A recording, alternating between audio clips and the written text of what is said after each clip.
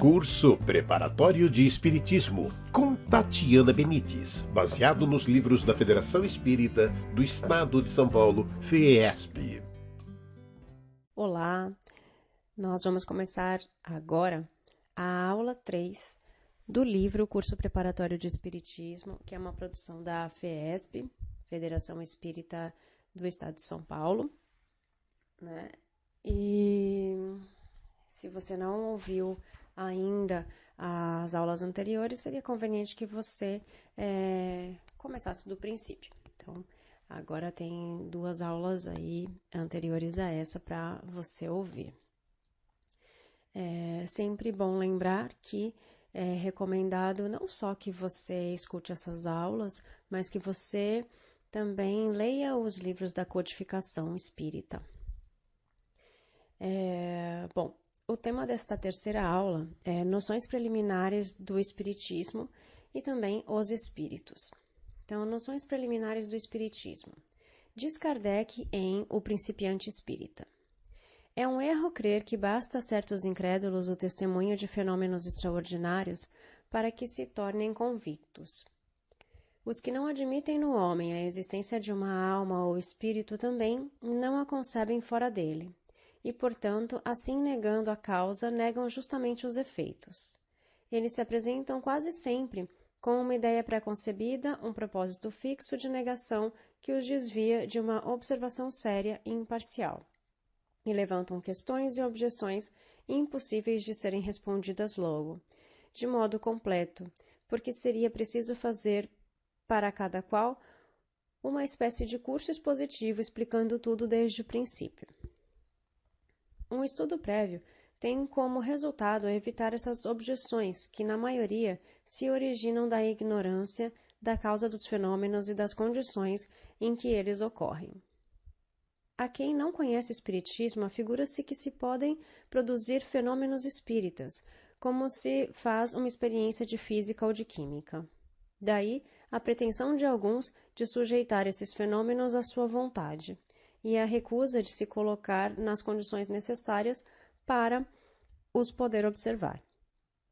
Não admitindo como princípio a existência e a intervenção dos espíritos, ou, pelo menos, não conhecendo a sua natureza nem o seu modo de ação, esses indivíduos se comportam como se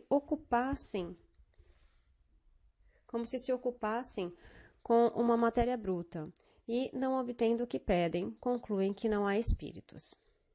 Se puderem compreender que eles próprios um dia serão espíritos, já que espírito nada mais é que a alma após a morte do corpo, os homens perceberão que, nesta situação, eles também não teriam disposição para servir de joguetes para a satisfação da fantasia de curiosos. Ainda que certos fenômenos possam ser provocados, exatamente pelo fato de provirem de inteligências livres, não se acham absolutamente à disposição de quem quer que seja, e aquele que se diz capaz de obtê-los, sempre que queira, só prova a ignorância ou má-fé. É preciso esperar, apanhar esses fenômenos em sua passagem, e, muitas vezes, quando são menos esperados, é que se apresentam os fatos mais interessantes e concludentes. Aquele que seriamente deseja instruir-se deve nisto, como em tudo, ter paciência e perseverança, e colocar-se nas condições indispensáveis, sem o que é melhor não se ocupar com o assunto. Nem sempre as reuniões que se dedicam a manifestações espíritas se acham em boas condições, seja para obter resultados satisfatórios, seja para produzir convicções. De algumas mesmo, não se pode deixar de convir, os incrédulos saem menos convencidos do que eram quando entraram. Isto faz com que, ao ouvirem os que falam do caráter sério do espiritismo, contestem baseados em acontecimentos ridículos que tenham presenciado. Comportando-se assim, não são mais lógicos que aquele que pretende julgar uma arte pelas primeiras provas de um aprendiz, uma pessoa pela sua criatura, ou uma tragédia pela sua paródia. O Espiritismo também tem seus aprendizes, e quem quer esclarecer-se não deve ir colher ensinos em uma só fonte, porque é só pelo exame e pela comparação que se pode firmar um juízo. As reuniões frívolas têm o grave inconveniente de dar aos noviços que a eles assistem uma ideia falsa de caráter do espiritismo. O que só tem frequentado reuniões dessa espécie não podem tomar sério uma coisa que eles veem tratada com pouca importância pelos próprios que se dizem adeptos. O estudo prévio os ensinará a julgar o alcance daquilo que vem, a separar o que é bom do que é mal. O mesmo raciocínio se aplica aos que julgam o espiritismo pelo que dizem certas obras excêntricas, que dele não dão mais de uma ideia incompleta e ridícula. É deplorável, dizem, que existam tais obras prejudicando a verdadeira ciência. Sem dúvida, seria preferível que só houvesse obras boas. O maior mal, porém, consiste em os indivíduos não se darem ao trabalho de estudá-las todas. Todas as artes, todas as ciências, além disso, estão no mesmo caso. Não se veem sobre as coisas mais sérias parecer tratados absurdos e cheios de erros. Por que seria privilegiado nesse sentido o espiritismo, sobretudo em seu começo? O espiritismo sério não pode responder por aqueles que o compreendem mal, ou que praticam de modo contrário aos seus preceitos, assim como não o faz a poesia por aqueles que produzem maus versos. Se os que criticam não tomassem aparências por base do seu julgamento, saberiam o que ele admite e o que rejeita, e não lhe lançariam em conta o que ele repele em nome da razão e da experiência.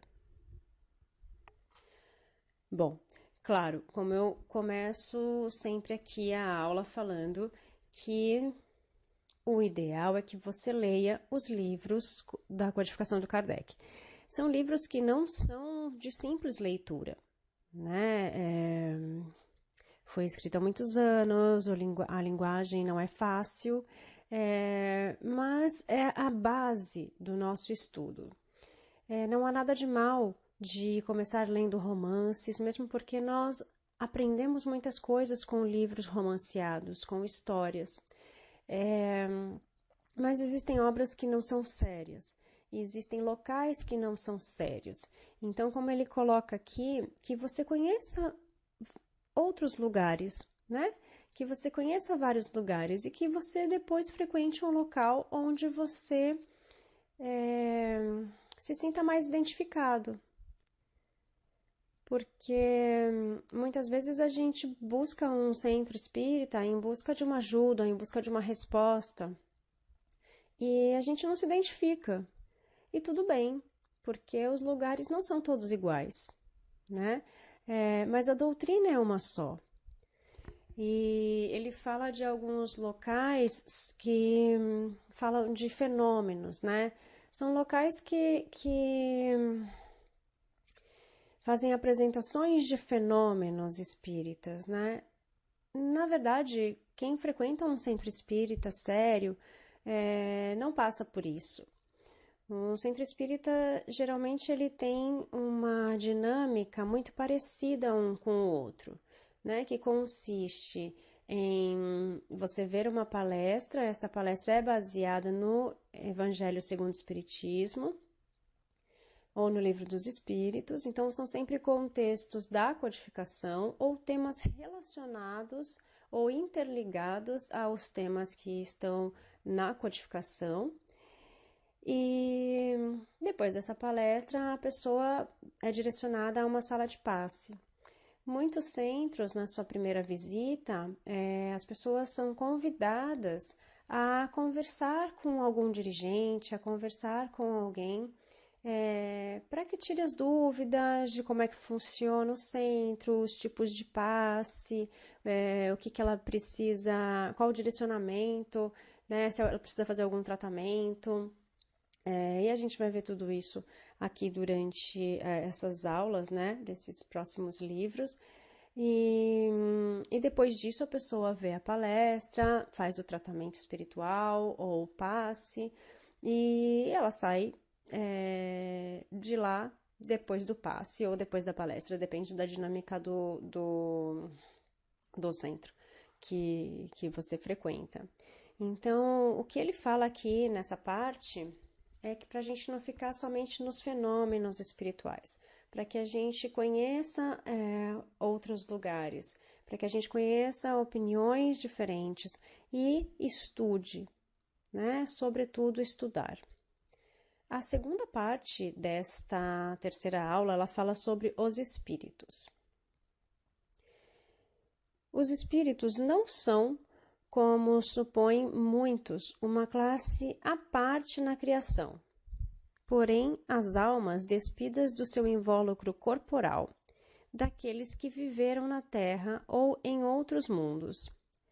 Todo aquele que admite a sobrevivência da alma ao corpo, admite, pelo mesmo motivo, a existência dos espíritos.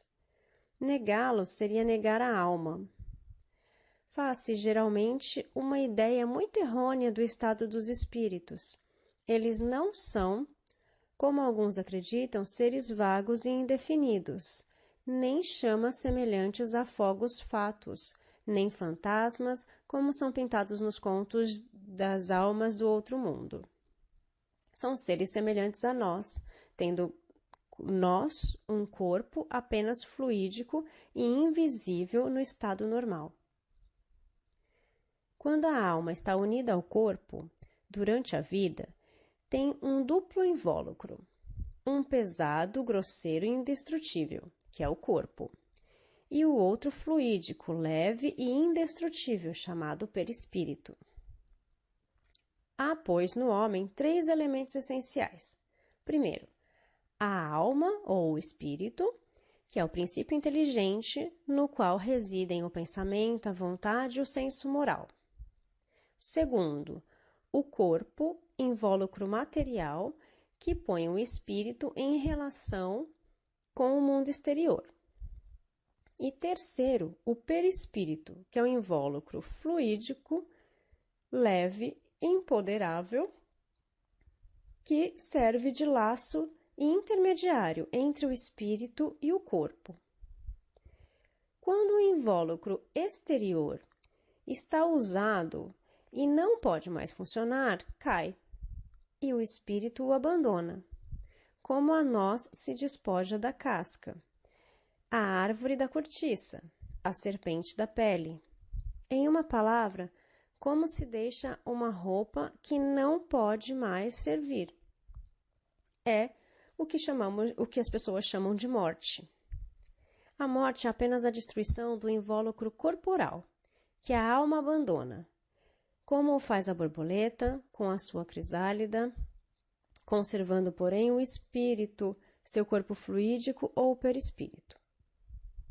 A morte do corpo desembaraça o espírito do laço que o prendia à terra e o fazia sofrer. Uma vez libertado desse fardo, não lhe resta mais que o corpo etéreo, que lhe permite percorrer o espaço e transpor as distâncias com a rapidez do pensamento. A união da alma, do perispírito e do corpo material constitui o homem. A alma e o perispírito, separados do corpo, constituem o ser chamado espírito. Observação. Assim, a alma é um ser simples, o espírito um ser duplo e o homem um ser triplo. Seria mais exato reservar a palavra alma para designar o princípio inteligente e a palavra espírito para o ser semimaterial formado desse princípio e do corpo fluídico. Mas, como não se pode conceber o princípio inteligente isolado de toda a matéria, nem o perispírito, nem o perispírito sem ser animado pelo princípio inteligente, as palavras alma e espírito são, no uso, indiferentemente empregadas, uma pela outra. É a figura que consiste em tomar a parte pelo todo. Do mesmo modo, como se diz que uma cidade é povoada por tantas almas, uma vila composta de tantas casas, filosoficamente, porém, é essencial fazer essa diferença. Os espíritos revestidos dos seus corpos materiais constituem a humanidade, ou mundo corporal visível. Despojados desses corpos, formam o mundo espiritual, ou invisível, que enche o espaço e no meio do qual o homem vive sem disso desconfiar, como vive no mundo dos infinitamente pequenos, do qual não suspeitava antes da invenção do microscópio. Os espíritos não são, pois, entes abstratos, vagos e indefinidos, mas seres concretos e circunscritos, aos quais só falta a faculdade de serem vistos, para que os assemelhem aos homens, donde se segue que, se, num dado momento, pudesse ser levantado o véu que os esconde, eles formariam uma população ao nosso redor. Os espíritos possuem todas as percepções que tinham na Terra, porém em um grau mais alto, porque as suas faculdades não estão amortecidas pela matéria. Têm sensações desconhecidas para o homem. Veem e ouvem coisas que os sentidos limitados da criatura humana não lhe permitem ver nem ouvir. Para eles, não há obscuridade, excetuando-se os que, por necessidade, se achem temporariamente nas trevas. Todos os pensamentos do homem neles repercutem e eles os leem como num livro, de modo que o que se podia esconder a alguém durante a sua vida terrena não é mais possível depois da sua desencarnação. Essa explicação está no Livro dos Espíritos. É a pergunta 237. Os espíritos estão por toda parte, ao nosso lado, acotovelando-nos e observando-nos sem cessar. Pela sua presença incessante no meio dos homens, eles são agentes de diversos fenômenos, desempenham importante papel no mundo moral e, até certo ponto, no físico. Constituem, se assim podemos dizer, uma das potências da natureza. Desde que se admita a sobrevivência da alma ou do espírito, é racional crer que as suas afeições continuem sem o que as almas dos nossos parentes e amigos seriam, na morte, totalmente perdidas para nós. Ademais, se os espíritos podem ir a toda parte, é igualmente racional admitir que aqueles que nos amaram durante a vida terrena ainda nos amem depois da morte. Venham para junto de nós e se sirvam dos meios que se encontram à sua disposição, e isto é confirmado pela experiência. A experiência, de fato, prova que os espíritos conservam as afeições sérias que mantinham na terra, que folgam em se juntarem àqueles a quem amaram, sobretudo quando são atraídos pelos sentimentos afetuosos que lhes dedicam, ao passo que se mostram indiferentes pelos que só lhe votam indiferenças. Então, isso é o espírito, né? Nós, aqui na Terra, somos a constituição, né, do nosso corpo, do nosso perispírito e do nosso espírito. Então, no espiritismo, nós cremos que nós temos esse espírito, o que outros chamam de alma, e que ela está junto conosco, né? Ela está junto com o nosso corpo físico. Quando nós morremos, nós deixamos o corpo físico, mas esse espírito continua sobrevivendo no outro plano. E os nossos sentimentos continuam vivos também. Então, o que eu sempre falo para a gente trabalhar, a gente precisa trabalhar as nossas emoções, porque a única coisa que nós vamos levar daqui é o nosso sentimento e as nossas emoções, né? Os nossos conhecimentos. Tudo que nós conhecemos aqui, o que nós estudamos aqui, é o que nós levamos. E nós levamos também os nossos sentimentos sobre todas as outras coisas, sobre todas as outras pessoas. Então, é importante que a gente conserve as coisas boas com a gente, para a gente levar coisas boas e se livrar das coisas ruins, né? Aí a gente vai falar bastante disso ao longo do estudo desses 5 livros, ok? Essa aula ficou um pouco maior, porque tinha mais conteúdo, né? Eu espero que você tenha gostado, que você tenha aprendido, e a gente se vê na próxima aula. Gratidão, namastê, namastate. Curso Preparatório de Espiritismo, com Tatiana Benites, baseado nos livros da Federação Espírita do Estado de São Paulo, FEESP.